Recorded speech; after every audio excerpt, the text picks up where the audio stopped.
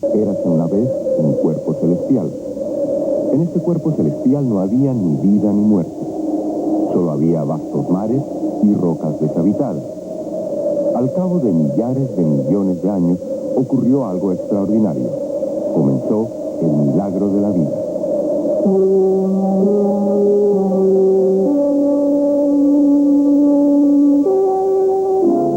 La historia milagrosa de la vida es una historia sin final. Por lo menos lo ha sido hasta ahora de todos modos. Es una historia maravillosa sobre la obstinación de la vida, su capacidad para soportar las adversidades y su infinita riqueza de variaciones.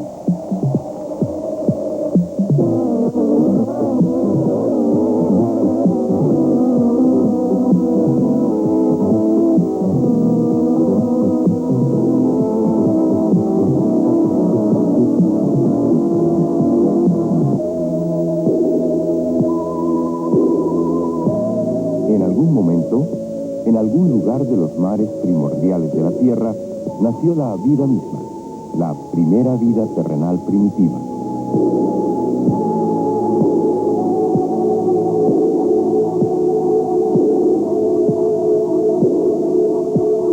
La primera vez que hubo vida en la Tierra, adquirió forma de protozoo, un organismo pequeñísimo que constaba de una célula o a lo sumo de dos.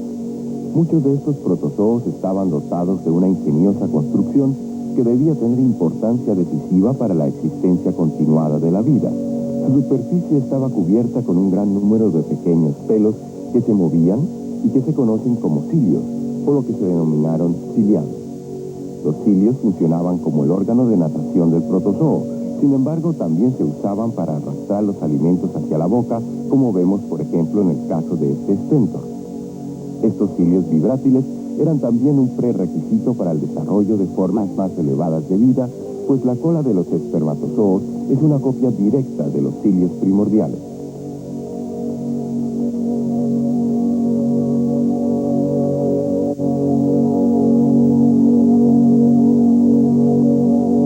Todos los animales, incluidos los protozoos, poseen los mismos bloques de construcción y todos tienen el mismo origen cósmico. En algún punto en el alba de la creación, los bloques de construcción, los átomos, se formaron cuando las estrellas y las galaxias, en explosión, giraban en torbellino por el espacio y se convertían en nuestro universo. Del polvo cósmico de las estrellas en explosión, se constituyó nuestra Tierra y luego la vida, los protozoos, las amebas, los paramecios, y al cabo de billones de años, dicho polvo cósmico prosiguió su viaje y se encuentra en la actualidad en el interior de todo ser humano. Tenemos algo en común con los protozoos. La vida se transmite en la actualidad del mismo modo que se hizo la primera vez en los mares primordiales, mediante la división de la célula, que es el requisito previo para toda la vida. Esta es una célula de un ser humano, una célula ordinaria del cuerpo, y lo que vamos a ver es el proceso mediante el cual la totalidad del cuerpo humano se desarrolla y luego se mantiene viva. Cuando morimos, este proceso se detiene. Una sustancia química denominada ADN es la que permite este proceso perpetuo de división celular, y este ADN actúa exactamente con la misma eficacia en la actualidad que lo hizo hace unos 4.000 millones de años. Muy profundamente en el núcleo de la célula, en los cromosomas, la vida nos oculta sus profundos secretos. Todos y cada uno de estos cromosomas, a su vez, están constituidos por millares y millares de pequeños genes que están dentro de estos pequeños racimos. Y cuando seguimos penetrando en el micromundo fantástico de la vida, encontramos las células del ADN propiamente dichas, que están guardadas en una espiral misteriosa. Este ADN es la única sustancia sobre la Tierra que puede reproducirse idénticamente. Y el mensaje ADN de los cromosomas determina exactamente lo que será el resultado del desarrollo de la célula, si se convertirá en un organismo primitivo como esta euglena, que de hecho es una de las primeras colonias celulares organizadas de la Tierra. O bien el mensaje ADN puede decir a las células que se desarrollen para que se obtenga un cuerpo de aspecto extraño con una probóscide sobre la boca. O bien que se transforme en una palmera que se mece al sol meridional. O bien las moléculas de ADN pueden dar instrucciones a las células para que se desarrollen formándose un ser humano. La reproducción humana es una parte muy ingeniosa de la historia de la vida. El hombre propiamente dicho siempre se ha sentido fascinado por ella, pues durante millares de años hemos creado y adorado diosas de la fertilidad. En la actualidad sabemos que es en los mares donde tiene su origen la vida, y por lo tanto la nuestra propia de buscarse allí. El cuerpo humano aún posee trazas de su época acuática. Pero lo que realmente ocurre en el micromundo biológico, cuando es creado un ser humano, sigue siendo uno de los secretos de la vida. En este programa podemos revelar por primera vez algunos de estos secretos por medio de imágenes que también son únicas en su género, pues se basan totalmente en material de órganos y tejidos humanos. En el extremo inferior derecho de la imagen vemos uno de los dos ovarios de la hembra. Conjuntamente contienen unas 400.000 células germinales primordiales, todas las cuales alcanzan pleno desarrollo cuando la mujer propiamente dicha aún sigue siendo un feto. Sin embargo, de todas estas células germinales primordiales, solamente unas cuantas serán fecundadas y se desarrollarán a su vez para dar nuevos seres humanos. Brevemente vamos a ver cómo ocurre lo anteriormente dicho, pero en primer lugar veremos una versión animada. He aquí un ovario con los óvulos en varias fases de madurez. Cada 4 semanas se rompe un folículo y es expulsado el óvulo. El infundíbulo succiona el óvulo hacia la trompa de Falopio, donde espera que lleguen los espermatozoides. En esta imagen viajan a través del útero y se dirigen hacia las trompas de Falopio.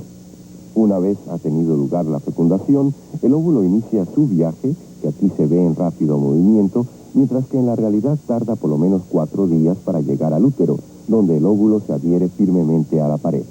Volvamos ahora a la realidad y a nuestro punto de partida, es decir, a uno de los ovarios hacia los que la cámara se está moviendo ahora. Aquí dentro es donde los óvulos se producen y esta es una sección transversal en la que se observan algunos de los centenares de millares de células germinales primordiales. A la derecha hay un óvulo casi maduro. Cuando madure completamente será encapsulado en un folículo como este, que se hincha casi hasta reventar con el líquido. Lo notable de este líquido, en el cual está en suspensión el óvulo, es que contiene la misma cantidad de sal que poseyeron los mares primordiales. Fue en ellos donde tuvo su origen la vida, y cuando los animales treparon a tierra firme, simplemente trajeron el mar consigo mismo en el interior de sus cuerpos, de modo que aún en la actualidad el óvulo humano nada en esta agua de vida. El infundíbulo ha iniciado ahora sus movimientos suaves de barrido sobre la superficie del folículo, aquí a la izquierda, con el fin de capturar el óvulo y evitar que salga pasando al abdomen.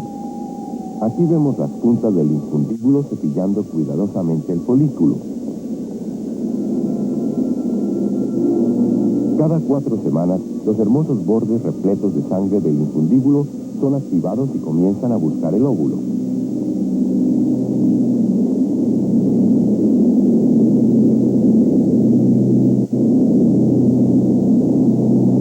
Y ahora, en mitad del ciclo menstrual, el día 14, va a tener lugar la ovulación.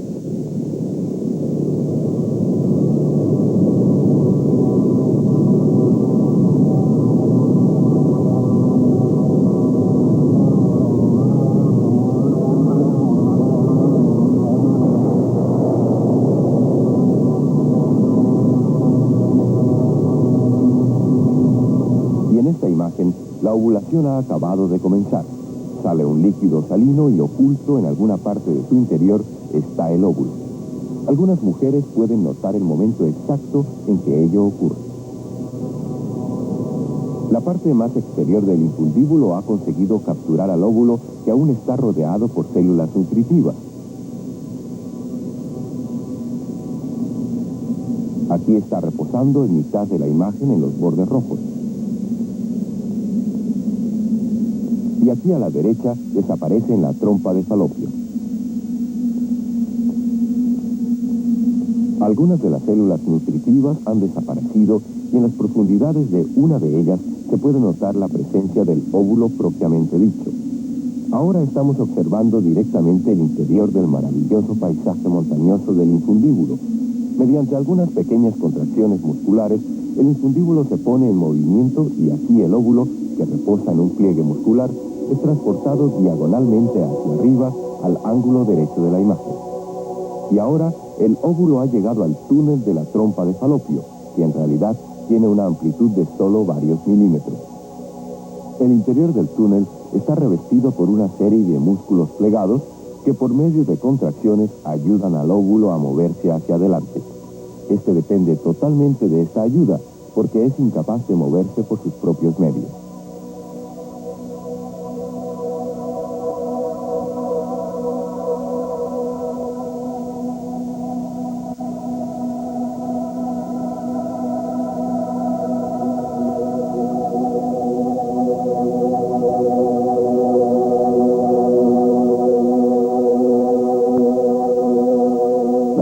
Del túnel también secretan una sustancia que facilita alimento al óvulo durante su largo viaje.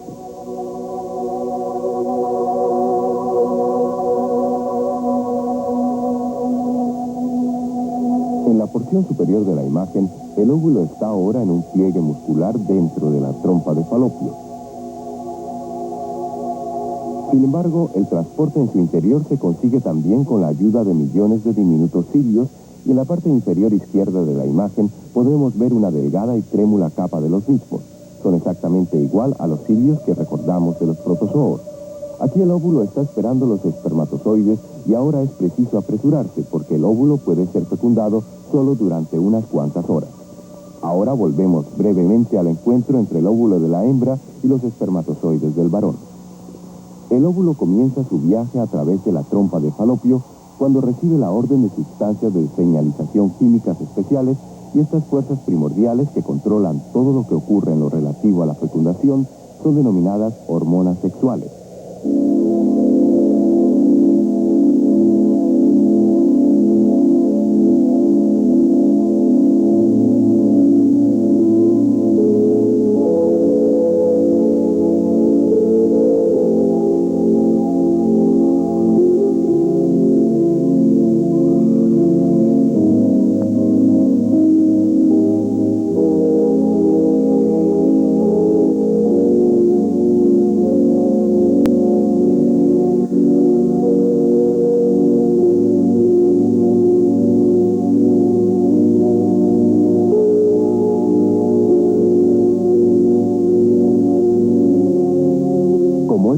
No podemos ver estas hormonas. Sin embargo, si las hacemos cristalizar, es decir, retiramos el líquido en que flotan dentro del cuerpo, tienen este aspecto.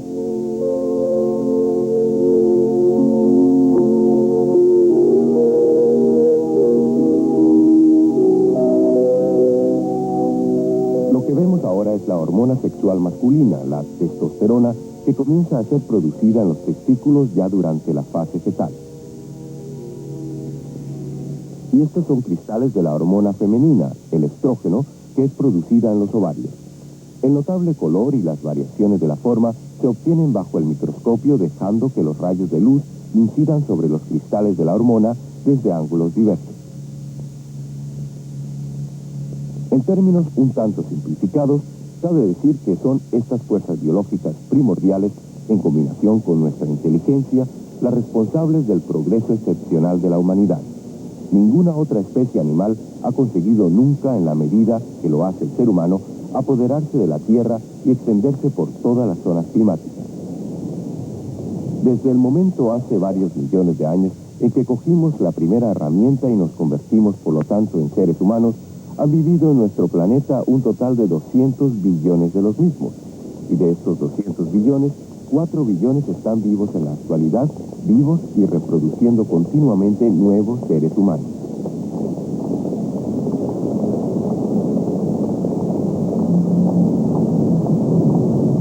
Hemos iniciado nuestro viaje a lo desconocido por medio de la uretra del varón. Hemos atravesado la obertura exterior y la lente de la cámara está viajando ahora hacia la vejiga.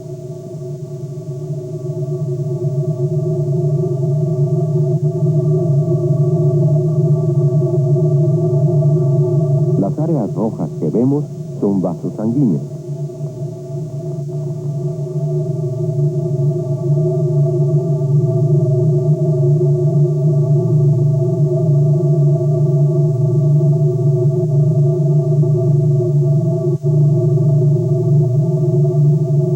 Ahora nos estamos acercando al área en que la uretra atraviesa la glándula prostática, siendo este también el lugar en que los dos vasos deferentes desembocan en la uretra.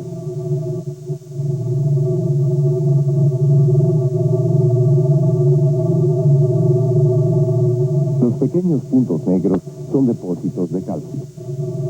Aquí vemos la abertura en la vejiga, que normalmente posee una especie de válvula reguladora para retener la orina. Esta válvula está abierta en este momento.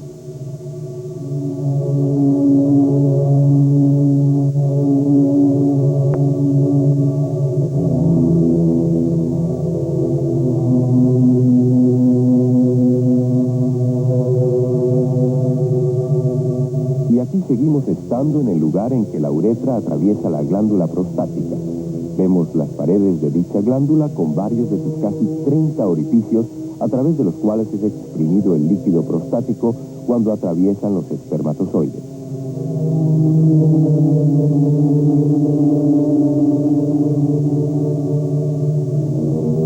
La glándula prostática tiene el tamaño de una pelota de golf, pero internamente se parece más a una esponja.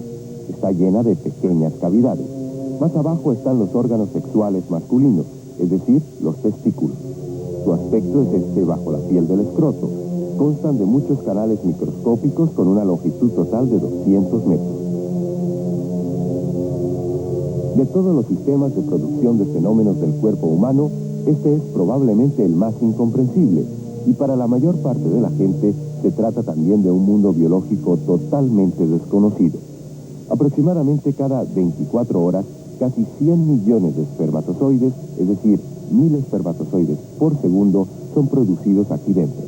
Pero, como todos los sistemas de producción complicados, este puede ser también fácilmente perturbado, entre otros medios, por la fiebre, pues es muy sensible a la temperatura.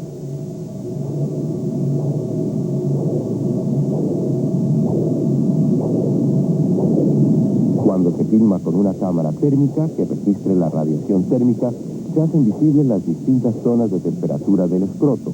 El color blanco indica la parte más caliente, mientras que el área verde alrededor de los testículos es la más fría.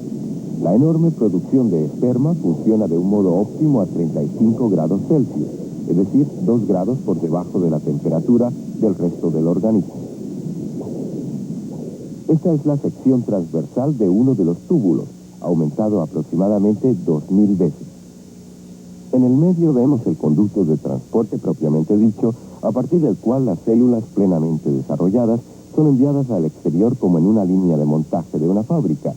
En el punto más alejado del centro del conducto, junto a la pared exterior, encontramos la materia prima para la producción, es decir, el tejido seminífero, que durante la vida adulta suministra una nueva generación de espermatocitos primarios para su elaboración a intervalos de solo unas cuantas semanas. Con el fin de enfrentarse con la velocidad elevadísima de producción, los espermatocitos primarios se multiplican por medio de 2 divisiones.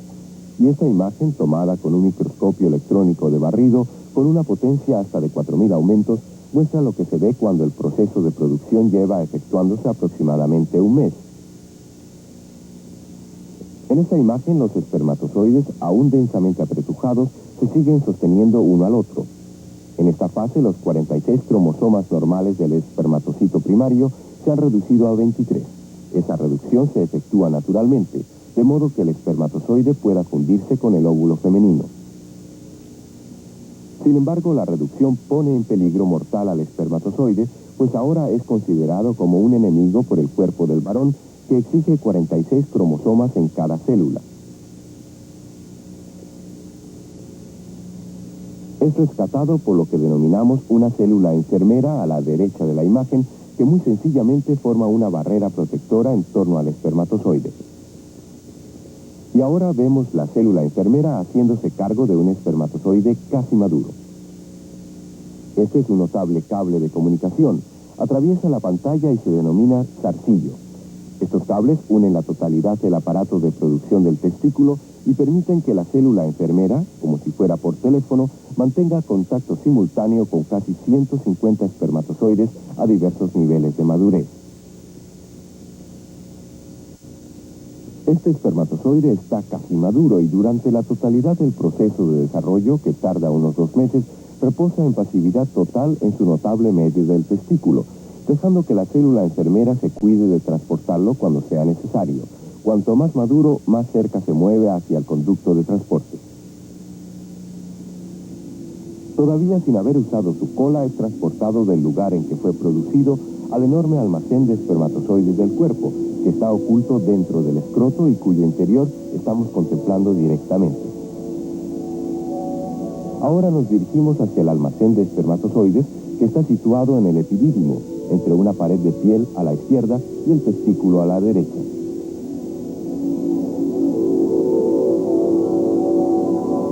Durante la vida de un hombre, miles de millones de espermatozoides son transportados aquí en una corriente continua e interminable, y lo que le sucede a continuación depende totalmente de la actividad sexual del varón. O bien salen del cuerpo con las eyaculaciones, en las que se pierden cada vez de 2 a 300 millones, lo cual es el equivalente a 2 o 3 días de producción de esperma. O bien los espermatozoides se mantienen sin usar en el epidídimo, permanecen fértiles y activos durante varias semanas, pero finalmente mueren y son reabsorbidos.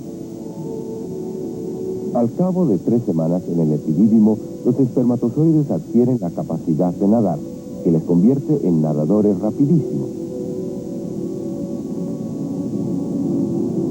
Un espermatozoide tiene una longitud de solo 5 centésimos de milímetro, pero si fuera tan grande como un ser humano, batiría el récord mundial de 100 metros libres reduciéndolo a la mitad.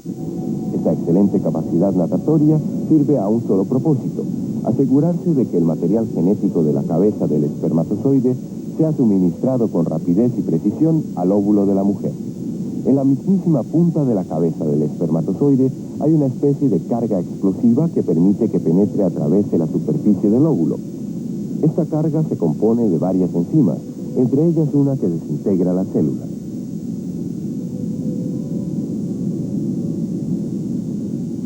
Este es el aspecto de la cabeza del espermatozoide sin la carga explosiva.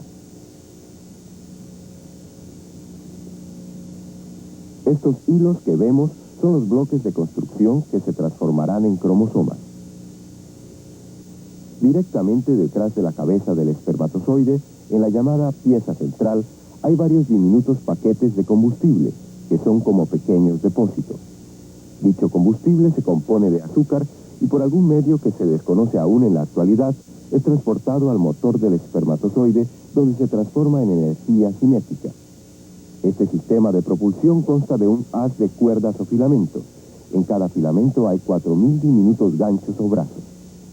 Y cuando los filamentos se encaraman unos sobre otros con estos brazos, el haz forma una curva y las colas comienzan a vibrar así.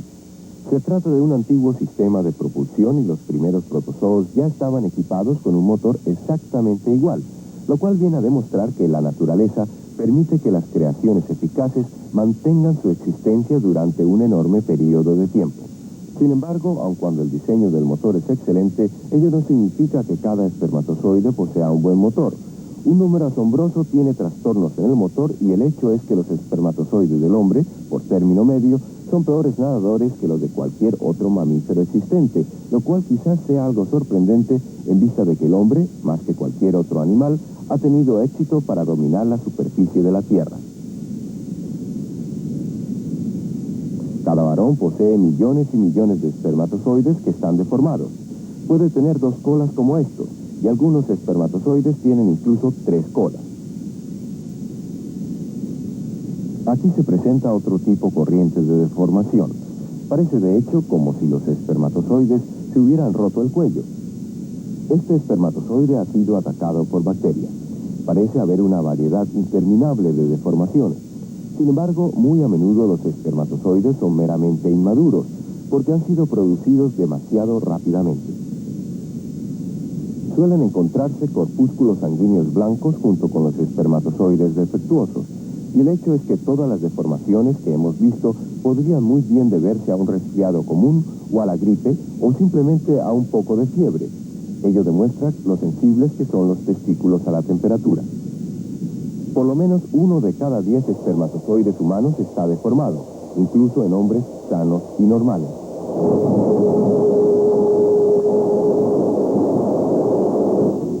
Se ha debatido mucho entre los científicos sobre las razones de la deficiente calidad de los espermatozoides humanos. Han señalado las condiciones negativas del medio en general: polución, estrés, hábito de fumar, etc. Sin embargo, algunos hombres de ciencia han tratado también de demostrar que se debe enteramente a los vestidos del hombre.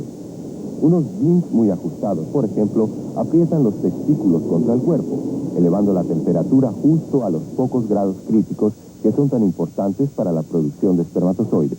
Sin embargo, el sistema de la reproducción humana ha funcionado excepcionalmente bien durante millones de años, y ello puede deberse a algo que separa claramente al hombre de todos los demás mamíferos, que solo se dedican a la copulación durante breves y específicos periodos del año.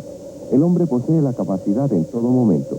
Sin embargo, a menudo es necesario un sutil juego psicológico antes de que la maquinaria de la reproducción controlada por hormonas comience a funcionar, entre otros medios gracias a un sistema de señalización que suministra rápidamente las impresiones ópticas a células nerviosas especiales de los órganos sexuales masculinos. Es muy probable que la hembra tenga también un sistema parecido.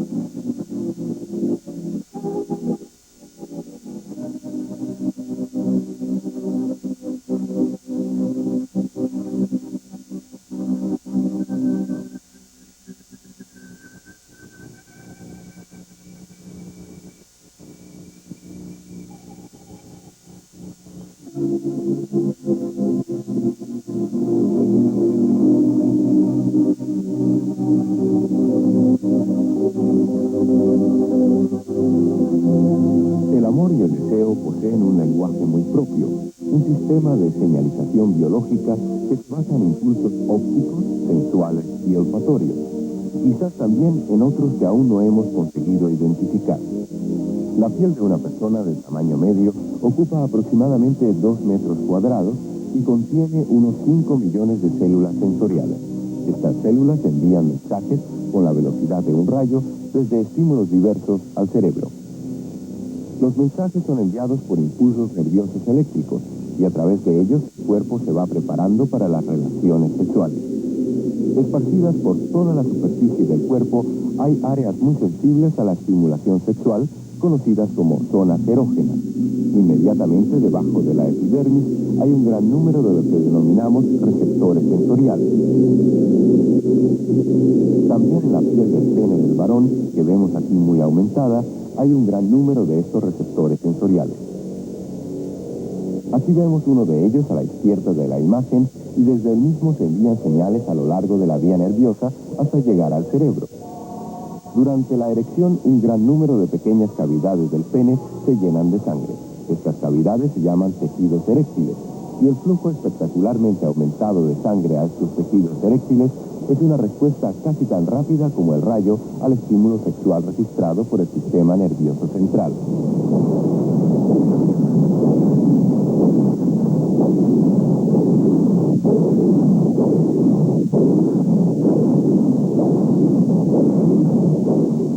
Y ahora vamos a ver el mismo fenómeno filmado con una cámara térmica. La sangre caliente fluye hacia los tejidos eréctiles y eleva la temperatura, lo cual a su vez hace que cambie el color.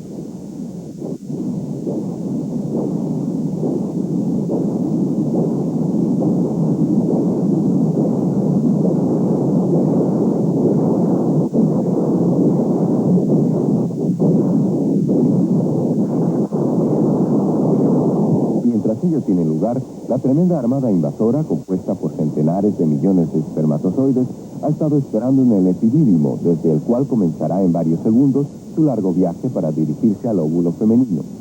Antes de que la cámara nos documente este viaje por primera vez, vamos a presentar una versión de un libro de anatomía de lo que ocurre. Los espermatozoides están esperando en el epidídimo. Y la glándula de Cooper es la primera en entrar en acción.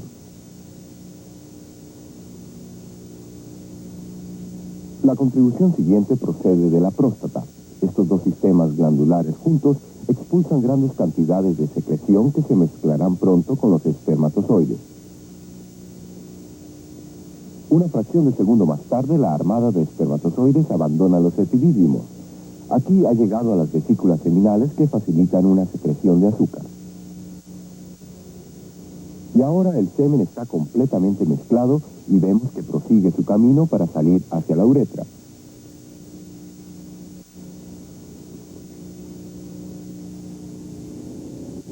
De vuelta al epidídimo, donde están los espermatozoides esperando. Ahora todos los detalles deben funcionar perfectamente, lo cual depende más que de otra cosa de los sistemas glandulares, que como hemos visto trabajan exactamente en el momento adecuado.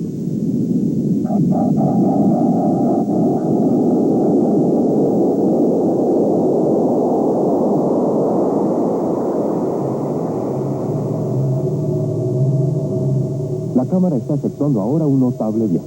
Sigue la misma vía que un espermatozoide. Está saliendo del órgano sexual masculino y justamente ahora está atravesando el vaso deferente.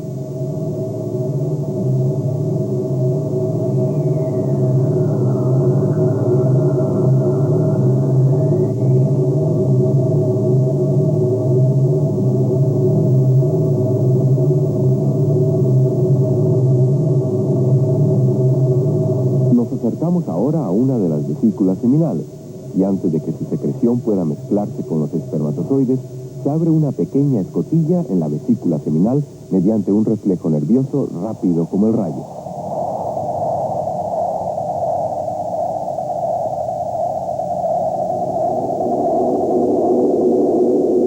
Y he aquí el mezclado final de los espermatozoides con las diversas secreciones glandulares. Los espermatozoides no constituyen ni la mitad de 1% del volumen total del semen. Y aquí la armada de espermatozoides prosigue su largo viaje y se encuentra en la uretra.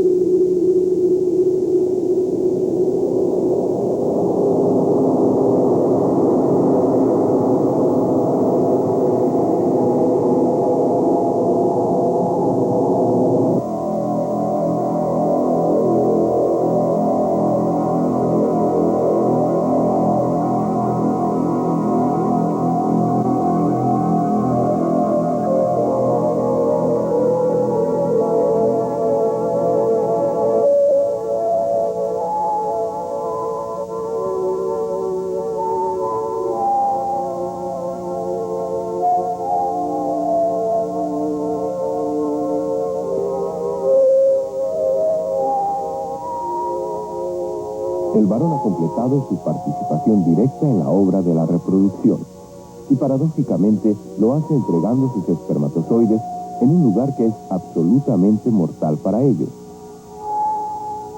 Los espermatozoides son muy sensibles a los medios ácidos, es decir, los que tienen un valor pH bajo, y ello es exactamente lo que ocurre dentro de la vagina. Con el fin de sobrevivir, se pone en acción un notable sistema de defensa durante los 20 primeros minutos. El líquido seminal se espesa, es decir, se coagula. Puede ocurrir que los espermatozoides reciban aquí sus toques finales e ingieran diversas sustancias químicas antes de iniciar su larga carrera de natación. Efectivamente, solo faltan un par de decímetros hasta el óvulo que está esperando en la trompa de Falopio. Sin embargo, es de hecho el equivalente a 6 kilómetros de nadar para un ser humano.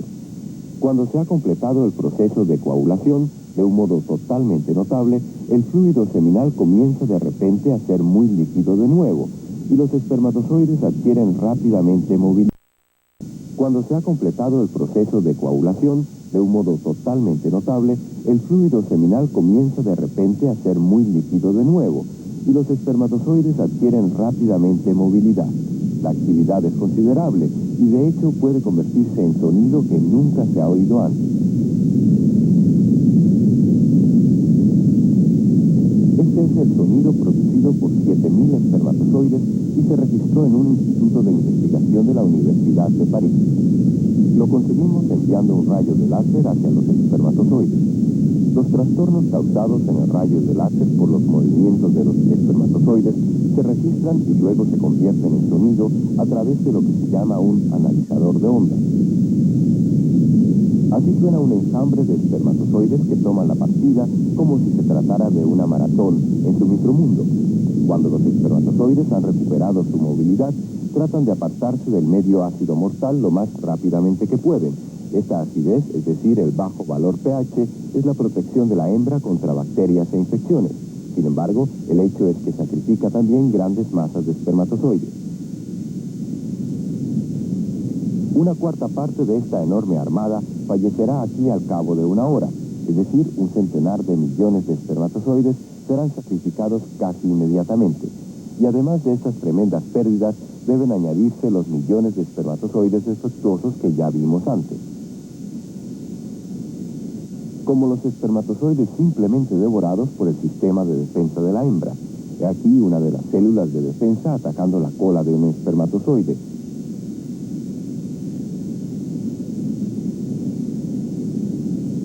Y aquí la totalidad de la cabeza del espermatozoide ha sido devorada por la célula de defensa.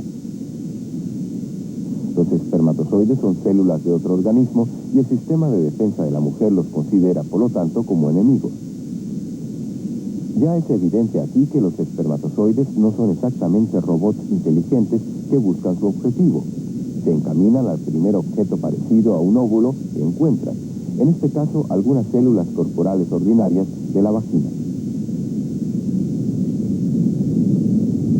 Los espermatozoides normales tratan siempre de nadar contra la corriente y hacia medios menos ácidos. Ello significa que se apresuran hacia la abertura del útero, y allí la naturaleza ha previsto un ingenioso instrumento de selección que separa tanto los espermatozoides defectuosos como ayuda a los sanos. Las imágenes que vemos ahora proceden del cérvix y se ven ejemplos de este notable instrumento de selección. Ciertos espermatozoides se mueven a lo largo de surcos o canales claramente definidos, y las paredes de estos canales se han formado con moléculas de las secreciones glandulares del conducto cervical.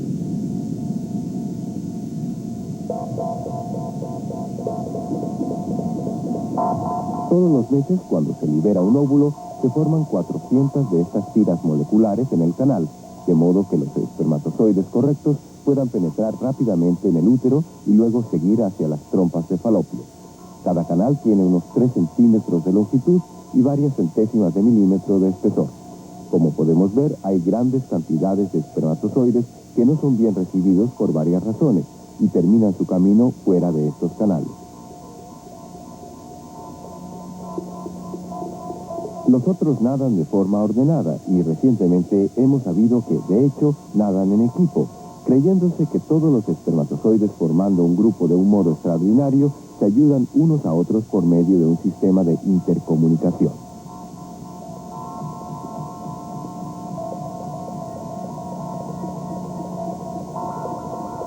Su objetivo más próximo es la glándula responsable de crear estos canales, y aquí nos encontramos con la próxima sorpresa en esta serie de acontecimientos.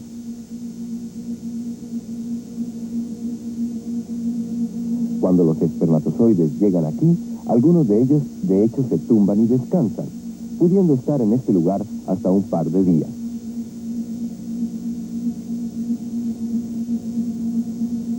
Después de esta detención pasajera, continúan nadando. Y aquí vemos cómo la reducida armada de espermatozoides se abre paso hacia el útero. Aquí los espermatozoides han llegado a la mitad del camino en el interior de esta cueva roja de aspecto misterioso. En los recovecos profundos y oscuros de la cueva vemos 2 áreas brillantes que son las aberturas hacia las trompas de falopio.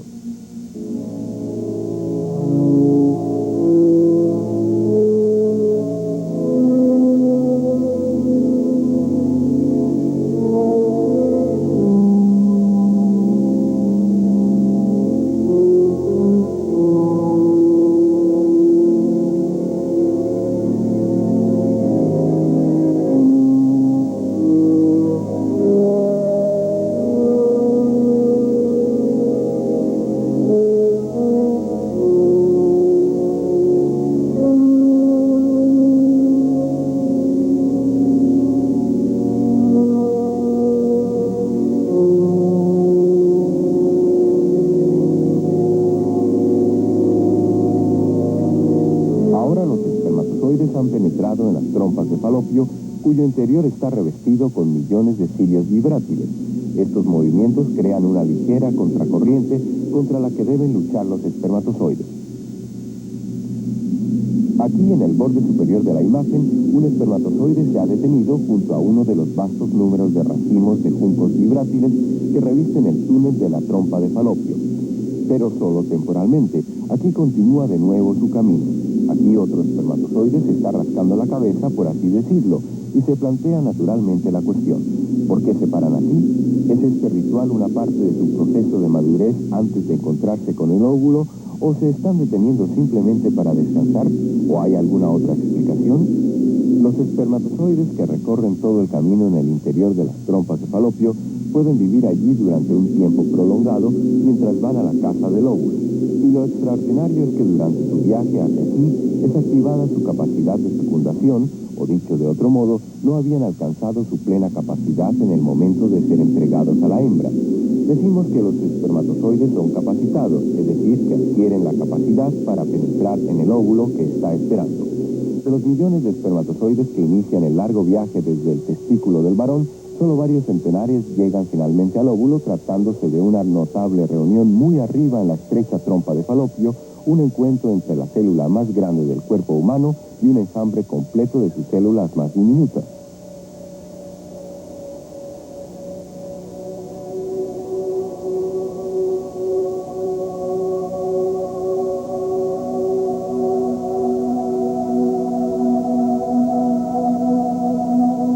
Los espermatozoides comienzan a trabajar inmediatamente en la superficie externa del óvulo, le dan con la cabeza y lo cepillan con las colas, y finalmente ocurre uno de esos fenómenos biológicos fascinantes y difíciles de explicar.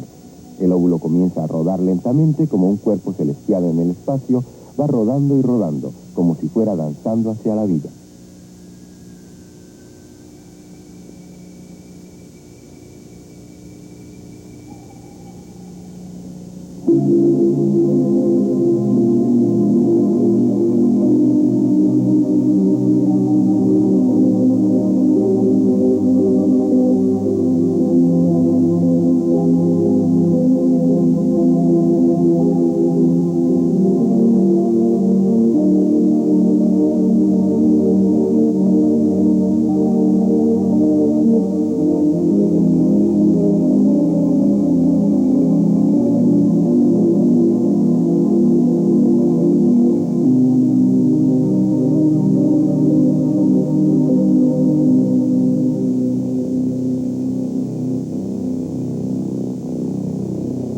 Y lo notable es que todos los óvulos ruedan en la misma dirección, en el sentido contrario a las agujas del reloj.